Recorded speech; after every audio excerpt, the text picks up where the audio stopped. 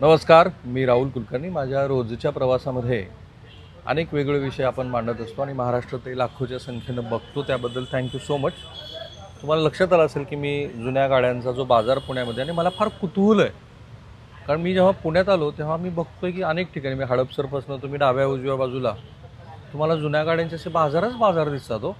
किंवा पिंपरी चिंचवडमध्ये ते मोठ्या संख्येनं आहेत, भोसरीमध्ये मोठ्या संख्येनं आहेत. आणि इथे आता जोशी साहेब तुमचा जरा परिचय करून द्या. माझं नाव ऋषिकेश जोशी. मी मारुती सुझुकी ट्रू व्हॅल्यूमध्ये काम करतो ॲज अ मॅनेजर म्हणून. आणि आम्ही इथे मारुती सुझुकीचा ट्रू व्हॅल्यू ब्रँड हा आहे की जो जुन्या गाड्यांमध्ये विश्वसनीय ब्रँड म्हणून ओळखला जातो, ज्यामध्ये आम्ही सर्टिफाईड करून गाड्या प्रॉपरली 376 चेकपॉईंट चेक करून गाड्या घेऊन आम्ही आमचे डीलर्स आहेत पुण्यामध्ये 8 ते 9 डीलर आहेत आपले. ते हे सगळं आमच्या थ्रू करतात आणि आम्ही त्यांच्याकडनं हे ऑपरेशन्स करून घेतो. सो ट्रू व्हॅल्यूमध्ये तुम्हाला सर्टिफाईड आणि विश्वासार्ह गाड्या मिळतात. आय होप की रेकॉर्डिंग आपलं सुरू आहे. फाईन. पण याच्यामध्ये एक तर तुमचं शिक्षण सांगा, कारण मला त्याच्यात जास्त कुतूहल वाटलं. हे माझं शिक्षण तसं एमटेक डिझाईन झालेलं आहे. ओके. मेकॅनिकल इंजिनिअरिंगमध्ये ॲडव्हान्स डिझाईन केलेलं आहे. आणि कुठे तुमचं मूळ गाव? माझं मूळ गाव तसं नगरचं आहे, पण मी तसं बीड जिल्ह्यातलं हिवरा पिंपरखेड गाव आहे माझं मूळ गाव. किती वर्षापासून ह्या जुन्या गाड्यांच्या व्यवसायामध्ये तुम्ही? मला 10 ते 11 वर्ष झाले टोटल या जुन्या गाड्यांच्या बिझनेसमध्ये, म्हणजे या फील्डमध्ये आहे. आधी महिंद्रा ग्रुपसोबत होतो, आता मारुती सुझुकी ट्रू व्हॅल्यूमध्ये आहे. हे प्रत्येक मोठ्या कंपन्यांचे असे स्वतःचे जुन्या गाड्यांचे सेल? ओके. म्हणजे महिंद्रा आहे? हो, महिंद्रा आहे. आणि जे न्यू कार विकतात त्यांच्या प्रत्येकाला एक एक्सचेंजमध्ये जी गाडी एक ऑफर असते की कस्टमरची आम्ही जुनी गाडी घेऊन त्यांना नवीन गाडी देत असतो. मग ती जुनी गाडी घेण्यासाठी प्रत्येक कंपनीचं सेप एक डिपार्टमेंट असतं. आणि जोशी साहेबांनी मला जी आकडेवारी सांगितली ती फार महत्त्वाची आहे. ते असं म्हणाले की नवीन गाड्या महाराष्ट्रामध्ये दर महिन्याला किमान 30,000 विकल्या जातात. त्यांनी पुण्याची मला छान आकडेवारी सांगितली की पुणे आणि बारामती मिळून पुण्यात 12-13,000, बारामतीमध्ये 5-6,000, म्हणजे जवळपास 17-18,000 गाड्या नवीन गाड्या विकल्या जातात. हां, नवीन गाड्या. पण तुम्हाला आश्चर्य वाटेल की जोशी साहेबांनी मला सांगितलं की किमान 20,000 ते 22,000 जुन्या गाड्या ह्या काळात विकल्या जातात. हो, दर महिन्यात. म्हणजे नवीन गाड्यांपेक्षा जुन्या गाड्यांचा बाजार हो, मोठा बाजार. असं का? याच्यामध्ये कसं असतं की ज्या जुन्या गाड्या घेतल्यात आधी कस्टमर्सनी 10 वर्ष, 3 वर्ष, 4 वर्ष गाड्या घेतलेल्या असतात, त्या गाड्या विकतात ते. आणि जुन्या गाड्यांमध्ये पहिल्यापासून कस्टमर्सचा कल असतो, ग्राहकांना कल असतो की जी पहिली गाडी म्हणून जुनी गाडी घेतात, त्या गाडीवर शिकून ते अपग्रेड करतात. त्यामुळं या गाड्या घेण्याचा कल डिमांड मार्केटमध्ये भरपूर असल्यामुळं तसा सप्लाय पण होतो आणि त्यामुळं तसं नवीन गाड्यांपेक्षा जुन्या गाड्यांना कस्टमर्सचा किंवा ग्राहकांचा प्रतिसाद चांगला असतो. आणि अशा काही विशिष्ट काळात विशिष्ट गाडी ट्रेंडिंगला होते असं काय होतं जुन्यापैकी? हो, त्याच्यामध्ये असतं की ट्रेंडिंगला की कसं आता सध्या बलेनो आहे, आमची मारुती सुझुकीची बलेनो आहे, स्विफ्ट आहे, या गाड्या असतात. पण दर महिन्याला तो ट्रेंड चेंज होत जातो. आता नवीन गाड्यांमध्ये जसं SUVचा ट्रेंड आहे, तसं जुन्या गाड्यांमध्ये 4 लाखाच्या आतमधल्या गाड्यांना जास्त मागणी असते. त्यानंतर प्रीमियम सेगमेंटमध्ये पण यूज कारमध्ये पण सध्या चांगली मागणी चालू आहे. ओके. मारुती सुझुकीचं वैशिष्ट्य असं, कारण मी स्वतः मारुती सुझुकीच्या 6-7 गाड्या मला वैयक्तिक वापरल्या आणि माझं मारुती सुझुकीबद्दलचं पहिलं आकलन असं आहे की टाटा आणि मारुती सुझुकी हे उत्तम R&D करतात, म्हणजे ग्राहकांची गरज लक्षात घेऊन. आणि दोन्हींचं वैशिष्ट्य असं टाटा आणि मारुतीचं की रिसेल व्हॅल्यू खूप जास्त आहे. हो, आहे ना. मग ह्या सगळ्या गोष्टी जेव्हा ग्राहक तुमच्याकडे गाडी एक्सचेंज करायला येतो तेव्हा रिसेल व्हॅल्यू तुम्ही कशावरती डिफाईन करता? रिसेल व्हॅल्यू ठरवण्यासाठी आमचे 130 ते 135 चेकपॉईंट असतात वेगवेगळे. जसं गाडी किती चालली आहे, ओके, किती किलोमीटर झाले, किती ओनर आहेत, त्या गाडीची आत्ताची मेकॅनिकली कंडिशन काय आहे, इंजिनची कंडिशन काय आहे, की ज्यांनी वापरली त्यांनी व्यवस्थित सर्व्हिसिंग केलेली आहे, प्रॉपरली नाही. त्यानंतर ती गाडी ॲक्सिडेंटल आहे की नाही आहे, म्हणजे त्यांनी गाडी कुठं त्यांच्या सर्व्हिस हिस्ट्री रेकॉर्डमध्ये कधी गाडीचं ॲक्सिडेंटल रिपेअरिंगचं काम झालेलं आहे. अशा सगळ्या गोष्टींमधनं ठरवलं जातं. पण तसं बघायला गेलं तर मारुती सुझुकीची जसं वॅगनार आहे, स्विफ्ट आहे, या गाड्यांना आपण 3 ते 4 वर्षामध्ये नाही म्हटलं तरी 60 ते 65% रिसेल व्हॅल्यू मिळते. ओके. म्हणजे 100 रुपये किंमत असेल तर 60 ते 65% हमखास मिळतात 3 ते 4 वर्ष. आणि 5 ते 10 वर्षाच्या मधल्या रेंजमध्ये त्याच्यामध्ये गेल्यानंतर असं गाडी जुनी होते त्यामुळे त्याची व्हॅल्यू रिसेल व्हॅल्यू 50% पेक्षा खाली येत जाते. ॲज अ काही स्टँडर्ड डिप्रिशिएशन काही नाही. ओके. कारण जुन्या गाड्यांच्या बिझनेसमध्ये कसं की प्रत्येक गाडी ही वेगळी असते, कारण वापर प्रत्येक कस्टमरचा वेगळा युनिक कस्टमर असतो आणि युनिक गाडी असल्यामुळं त्या प्रत्येक गाडीचं मार्केट व्हॅल्यू कुणी डिसाईड फिक्स अशी करू शकत नाही. अशी त्याला MRP नसते जुन्या गाड्यांना. ओके. आणखीन एक माझं ऑब्झर्वेशन आहे की पेट्रोल आणि डिझेल गाड्यांच्या रिसेल व्हॅल्यूमध्ये बराचसा हो. फरक आहे. तो काय असतो? सध्या कसं झालं की 2020 पासून मारुती सुझुकीचं डिझेल प्रोडक्शन नाही बंद झालं. बंद झालं आहे किंवा त्यांनी BS6 मध्ये ते कंटिन्यू नाही केलं डिझेल. पण बाकीच्या जे आहेत OEMs त्यांच्या चालू आहेत डिझेल मॅन्युफॅक्चरिंग. हम्म. पण मारुतीच्या गाड्या डिझेल बंद केल्यामुळं त्यांची यूज कारमध्ये डिमांड खूप जास्त असते. त्यामुळं पेट्रोल आणि डिझेलच्या किमतीमध्ये कमीत कमी 10 ते 15% फरक होतो. म्हणजे डिझेलची किंमत तुम्हाला 10 ते 15% जास्त मिळते. हम्म. कारण लोकांना डिझेलच्या गाड्या हो. हव्यात, कारण मारुती सारख्या ब्रँडनी त्या बंद हां, केलेल्या आहेत. बंद केलेल्या आहेत आणि कमी गाड्या अवेलेबल आहेत मार्केटमध्ये. तुम्ही आपलं हे रेकॉर्डिंग सुरू व्हायच्या आधी एक शब्द फार महत्त्वाचा वापरला होता, तो म्हणजे जुन्या गाड्यांचा जो बाजार आहे तो अनऑर्गनाइज्ड आहे. येस. म्हणजे काय?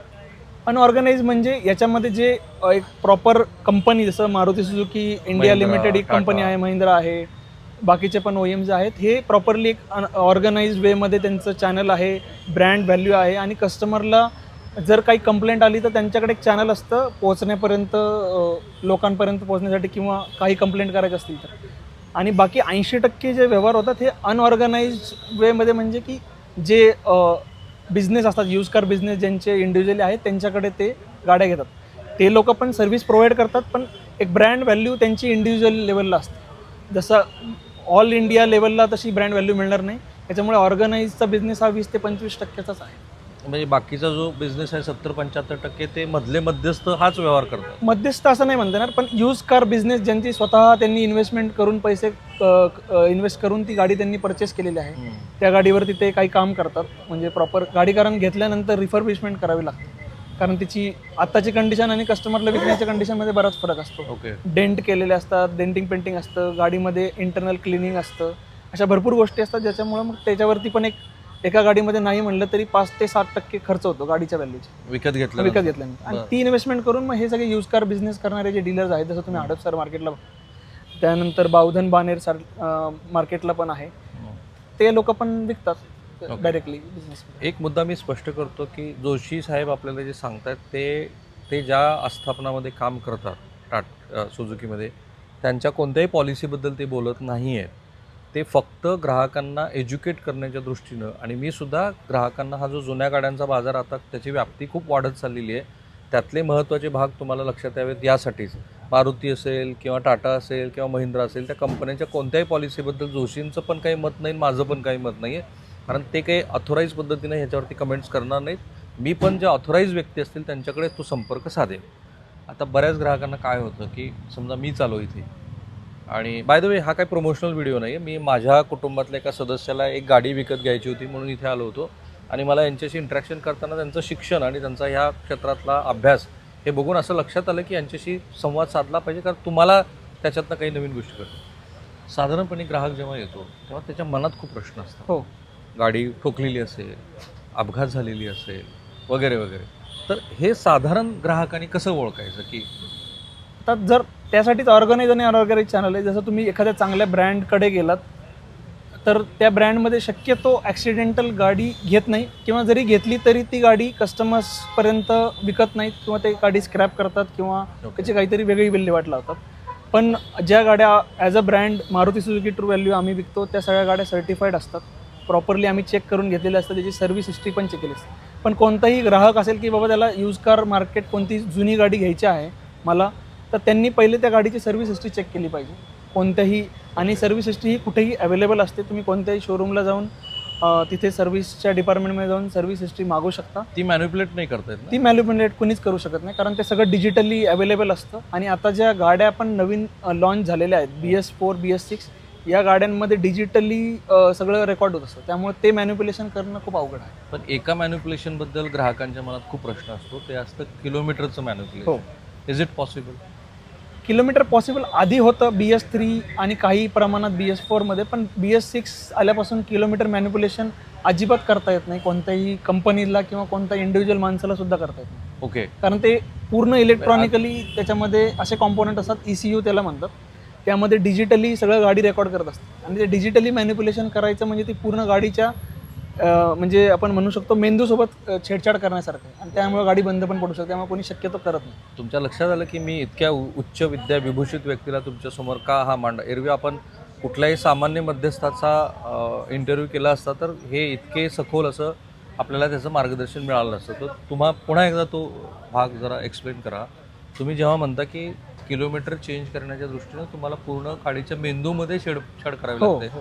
So just explain on terms of technology. तसं प्रत्येक गाडीला एक इंजिन कंट्रोल युनिट असतं, त्याला ECU म्हणतात, ज्यांनी गाडीचे जे सगळे इंजिनमध्ये जाणारं फ्युएल असतं, गाडी किती चाललेली आहे, गाडीचं किती ॲक्सेलरेशन झाल्यावर किती फ्युएल गेलं पाहिजे, असे बेसिक काही पॅरामीटर असतात ज्याच्याने गाडी पूर्ण रन होते.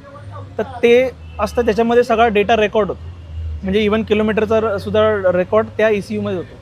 पण त्या ECU मध्ये जरी छेडछाड करायची असेल तर तुम्हाला ते डिजिटली त्याला स्पेसिफिक टूल्स अँड इक्विपमेंट असतात जे फक्त आणि फक्त ऑथराईज, जसं मारुती सुझुकीची गाडी घेतली तर मारुती सुझुकीच्या शोरूममध्येच ऑथराईज व्यक्तीलाच ते ट्रेनिंग दिलेलं असतं की जे त्या ECUची माहिती किंवा त्याच्या रिलेटेड काही रिपेअरिंग करण्याची वेळेस, कोणती गाडी रिपेअरिंग करण्याच्या वेळेस ECUला कनेक्ट केले जातं आणि ती गाडी सांगते की कोणत्या कोणत्या पार्टमध्ये फेल्युअर आहे, म्हणजे इंडिकेशन्स देतात फक्त.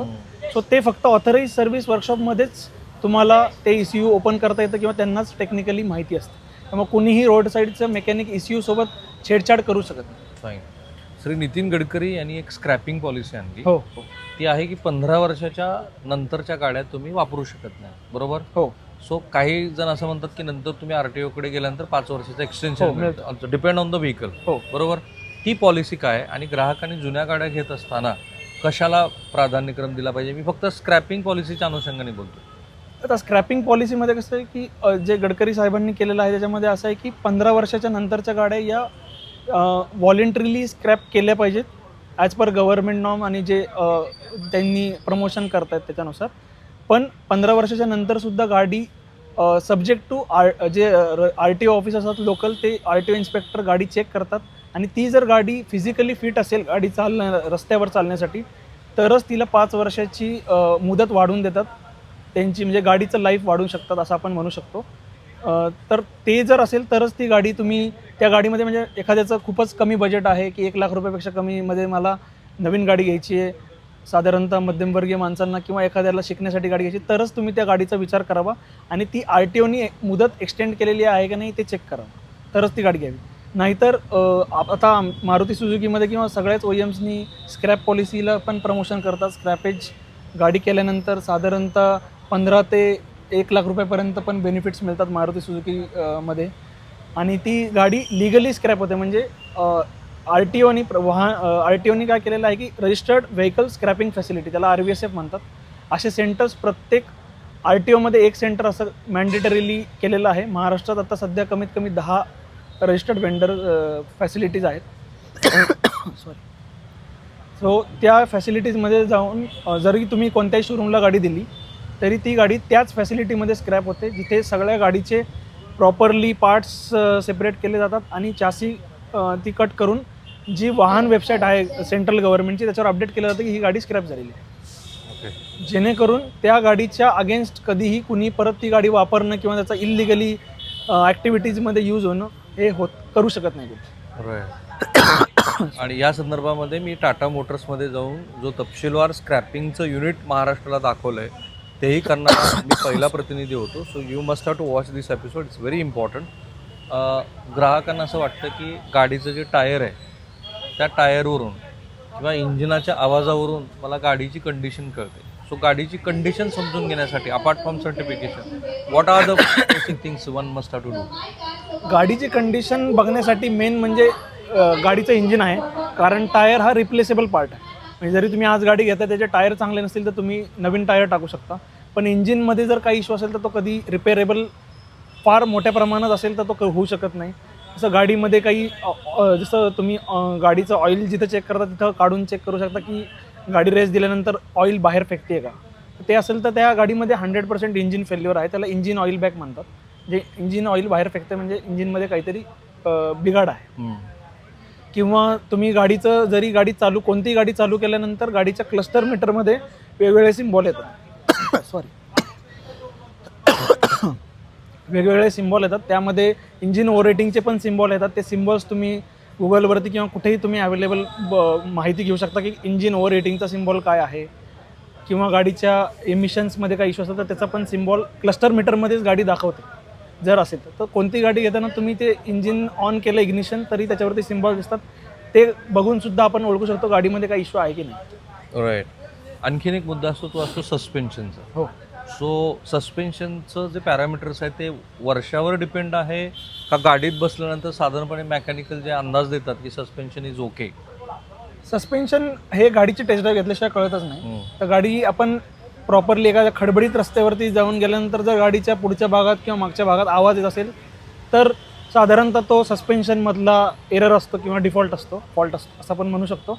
पण सस्पेन्शनमध्ये ते सस्पेन्शन खराब होण्याचं कारण हे जास्त गाडी खराब रस्त्यांवरती किलोमीटरवरती डिपेंड असतं. गाडीचं सस्पेन्शन शक्यतो 50,000 ते 70,000 किलोमीटर नंतर खराब होतं. त्याच्या आधी कोणत्याही OEMचं फारसं म्हणजे काहीतरी एखादी डिफॉल्ट असेल तर कदाचित 1% ते 5% चान्सेस आहेत, पण शक्यतो सस्पेन्शन कमी किलोमीटरच्या गाड्यांना खराब होत नाही. 70,000 किलोमीटर नंतर डेफिनेटली तुम्ही सस्पेन्शन गाडीचं चेक करून घ्या जर गाडी 70,000 किलोमीटर चाललेली असेल. आणखीन एक कन्सर्न असतो लोकांचा तो असतो फर्स्ट ओनर. हो, बरेच लोक first owner, second owner, third owner म्हटलं की त्यांच्यात स्वतःच्या मनामध्ये खूप प्रश्न निर्माण होतात. हा एक सायकोलॉजिकल मुद्दा आहे की खरोखर मॅटर करतं की सेकंड ओनर आहे की थर्ड ओनर आहे? गाडीची व्हॅल्यू त्याच्यामध्ये जी मूल्यांकन होतं गाडीचं किंवा व्हॅल्युएशन होतं गाडीचं त्याच्यामध्ये ओनर हा एक one of the biggest factor आहे ज्याच्यावरनं गाडीची व्हॅल्यू ठरते. ओके. सो गाडीची जर फर्स्ट ओनर असेल आणि सेकंड ओनर असेल तर त्या गाडीमध्ये निश्चितच फरक पडतो. किती टक्क्याचा फरक पडतो? टक्क्यामध्ये असं सांगता नाही येणार, Okay. पण एक साधारणतः 20 ते 50,000 रुपयापर्यंत ओनर चेंजला फरक पडतो गाडीच्या व्हॅल्यूमध्ये. ओके. सो त्यामुळं शक्यतो जेवढ्या जास्त ओनर असतात त्या गाड्यांची किंमत पण मग तशी परचेस प्राईस आमची पण कमी असते किंवा सेलिंग प्राईस पण कमी असते. फाईन. आता मी तुम्हाला वेगळा पर्सनल प्रश्न विचारतो. तुम्ही एक ग्राहक आहात, you wanted to buy a car, आणि आता नवीन कार जर घ्यायची असेल तर तुम्हाला 3 वर्षाचा इन्शुरन्स, त्यानंतर रोड टॅक्स आणि ह्या सगळ्या गोष्टी खूप जास्त प्रमाणामध्ये ऑलमोस्ट 30% तुमच्या कारच्या व्हॅल्यूपेक्षा जास्त पैसे तुम्हाला हो. पडतात. So as a customer would you go for the old car or would you go for the new car? माझ्या घरातली जर माझी पहिली गाडी असेल तर मी डेफिनेटली ओल्ड कारमध्ये जाईल. ओके. कारण माझी पहिली इनिशियल इन्व्हेस्टमेंट कॉस्ट कमी असेल आणि मला जरी गाडी शिकताना काही मी थोडा शिकाऊ ड्रायव्हर आहे किंवा असेल तर माझ्या मनात ती शंका नाही राहणार की मी नवीन गाडी घेऊन कुठेतरी घासली किंवा रिव्हर्स घेताना मागे घेताना कुठेतरी ठोकली. सो त्याच्यामध्ये आपल्या मनाची एक बाजूला राहते आणि इन्व्हेस्टमेंट कॉस्ट कमी असल्यामुळं, कारण नवीन गाडी घेतल्यानंतर तिची जी डिप्रिसिएशन असतं ते साधारणतः पहिल्या वर्षी 10 ते 15% सुरुवात होते. सो म्हणजे कारण नवीन गाडीचे घेताना 3 पार्ट असतात. एक शोरूम असते, दुसरं असतं रोड टॅक्स आणि तिसरं असतं तुमचे जे रजिस्ट्रेशन RTOचे जे चार्जेस असतात ते किंवा इन्शुरन्स. रोड टॅक्स तुम्ही गव्हर्नमेंटला देता, इन्शुरन्स तुमच्या गाडीचा असतो. त्यामुळं तुमच्या गाडीची जी मूळ किंमत आहे ती एनी विच वेज 2 लाख रुपयांनी कमी झालेली असते गाडी घेताना. जेवढे पण ते रोड टॅक्स आणि अमाऊंट असेल त्याच्यानुसार प्रत्येक गाडीनुसार चेंज होते. त्यामुळं यूज करायला काही RTO टॅक्स असा काही नसतो. RTO ट्रान्सफर चार्जेस साधारणतः 5 ते 8,000 रुपये डिपेंड ऑन डॉक्युमेंटेशन व्हॅरी होतात, तेवढाच फक्त चार्ज असतो. बाकी गाडीची जेवढी मूळ किंमत आहे तेवढीच तुम्ही पे करता आणि त्याच किमतीवरती तुम्हाला परत विकताना पण त्याच किमतीवरती डिप्रिसिएशन मिळतं. ओके. एक शेवटचा मुद्दा आहे तो म्हणजे जुन्या कार घेत असताना अडचणीचा मुद्दा एक असतो ते असतं फायनान्स इन्स्टिट्यूटचे व्याजाचे दर. हो नवीन कारपेक्षा ते व्याजाचे दर 3-4% जास्त असतात. हो. अशा वेळेला दुसरं काही NBFC किंवा नॉन बँकिंग बरोबर रेग्युलर बँकिंगमध्ये काही ऑप्शन्स आहेत, तुमचीच कंपनी किंवा महिंद्रासारख्या कंपन्या तुलनेनं कमी इंटरेस्ट रेटमध्ये काही देतात, आणि अशा वेळेला ग्राहकांनी काय करावं? यूज कार फायनान्समध्ये साधारणतः 12% ते तुमच्या सिबिल स्कोअरनुसार ते वाढत जातं रेट ऑफ इंटरेस्ट.